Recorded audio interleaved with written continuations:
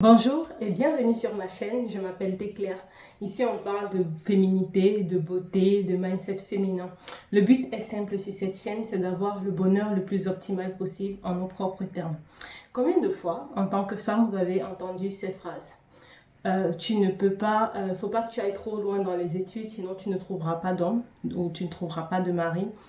Non, faut pas que tu continues de travailler parce que tu dois prendre des enfants, tu dois prendre soin de tes enfants.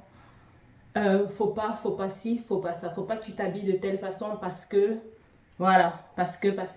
En fait, dans cette vidéo, j'aimerais qu'on voit ensemble notre rapport en tant que femme à l'argent.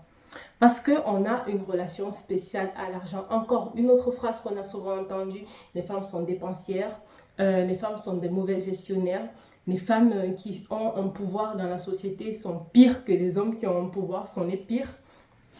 Et on entend toujours ça. On entend aussi qu'il n'y a pas de solidarité féminine dans le monde comment on appelle ça, dans le monde économique. Comment vous dire? Ça m'énerve. Ça m'énerve.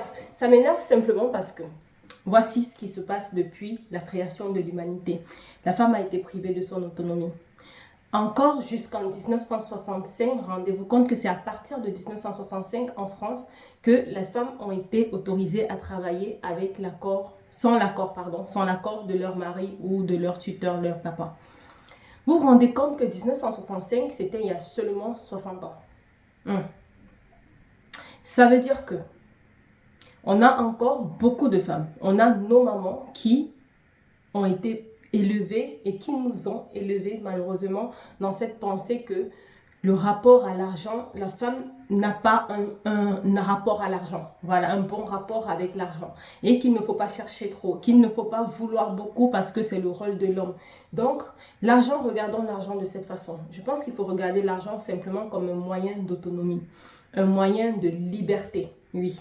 Et imaginez que pendant des siècles, donc là on est au 21e siècle, donc pendant le début de l'humanité jusqu'à peu près là, ce 21e siècle, les femmes n'ont pas eu ce moyen d'autonomie et de liberté à leur disposition.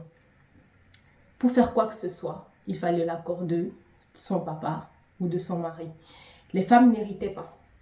Et encore aujourd'hui, rendez-vous compte que j'ai encore des arrière-grands-parents vivants et mon arrière-grand-mère vivante est chez son mari.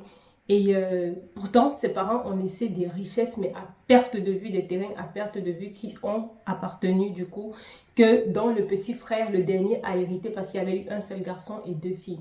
Donc les 2 femmes se sont retrouvées sans rien. Leur mari n'était pas si riche que ça, ok, elle est dans la maison de son mari, mais elle ne peut pas jouir des biens à perte de vue que ses parents ont laissés. Pourtant, quand elle était petite, elle a travaillé dans ses champs. Quand elle était petite, elle a travaillé dans cette maison. Elle a contribué, oui, parce que les femmes, on contribue à l'élévation de nos parents. On contribue à leur richesse d'une façon ou d'une autre parce que lorsque avant il y avait des champs, les femmes allaient au champ travailler avec leurs parents. Les femmes, elles faisaient du lin, elles faisaient des choses dans la maison, donc elles apportaient de la valeur dans la maison de leurs parents. Et tu sors de là, tu n'as plus rien. Ou pendant que tu es là, parlons même des mamans dans les maisons qui ne pouvaient pas avoir, ne pouvaient pas s'acheter quoi que ce soit si elles ne demandaient pas l'avis de leur mari.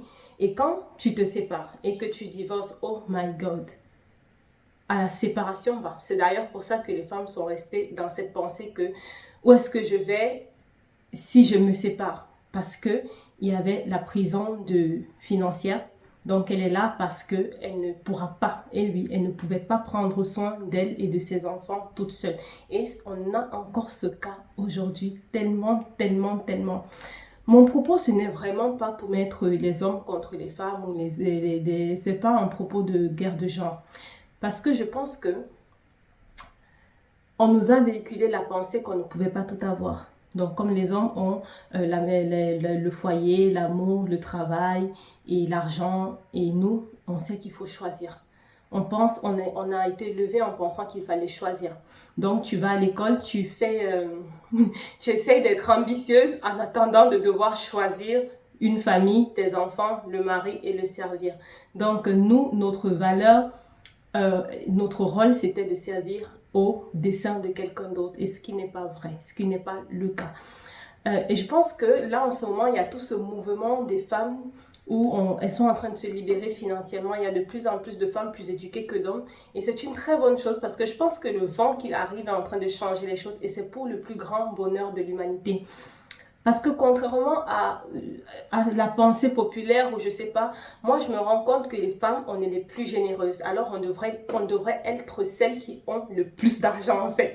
On devrait être celles qui produisent le plus de valeur parce qu'on est les plus généreuses. Quand une femme a de l'argent, elle le met à la disposition entière de sa famille. Elle le met à la disposition entière du bien-être de tout le monde autour d'elle jusqu'à s'oublier. Quand une femme a un quelconque bien, elle pense d'abord à nourrir ceux qu'elle aime, ceux qui sont autour d'elle.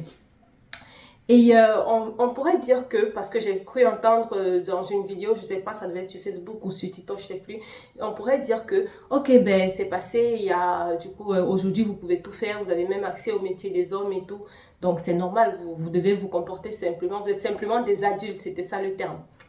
Mais non, on a vu dans la précédente vidéo que j'ai fait, où j'ai parlé de l'épigénétique, que les femmes, les gènes et dans nos gènes, on nous transmet des pensées, des croyances, des stress. Et je pense que pendant les 21 derniers siècles, les femmes ont subi, et imaginez un peu subir tout ça, subir la pression familiale, subir le stress de voir et de subir déjà, de vivre la séparation et de rendre compte à quel point c'est la mort totale, la mort subite pour ton statut social, ton statut économique. Et voir aussi d'autres femmes en train de souffrir en étant seules parce que tu es la risée de la société, en essayant de se battre et de voir toutes les portes qui se ferment, en essayant d'atteindre certains niveaux et de se retrouver à des plafonds parce que ben non, tu n'es pas mariée, tu ne vaux rien. Et même quand tu es mariée, là maintenant tu ne peux plus travailler parce que oui, tu es mariée, on va s'occuper de toi. Et quand tu te retrouves seule, il n'y a plus personne qui s'occupe de toi. Pauvre toi, ben voilà, une vieille fille divorcée.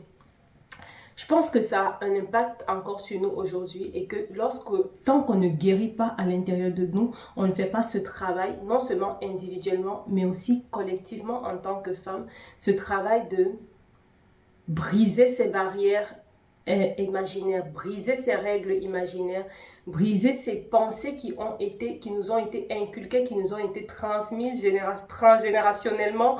Et oui, on va encore continuer à se restreindre parce que c'est ça.